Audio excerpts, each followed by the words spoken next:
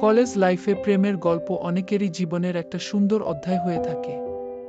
অনেক সময় ছোট ছোট মুহূর্তগুলোই হয়ে ওঠে বিশেষ, যা একেবারে হৃদয়ে গেঁথে যায়।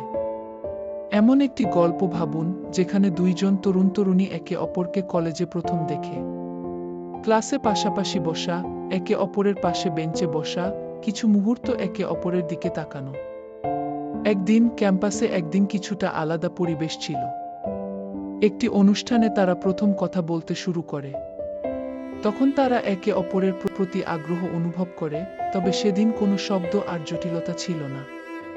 সময় গেল, তারা একে অপরের সঙ্গে আরও বেশি সময় কাটাতে শুরু করল। ক্লাসের পরে একসঙ্গে ক্যাফেটেরিয়ায় বসা, বাড়ির গল্প শোনা, গান শোনা, এসব ছোট ছোট কাজই তাদের সম্পর্কের মধ্যে এক নতুন গভীরতা এনে দেয়। এভাবে তাদের সম্পর্ক আরও শক্তিশালী হয়।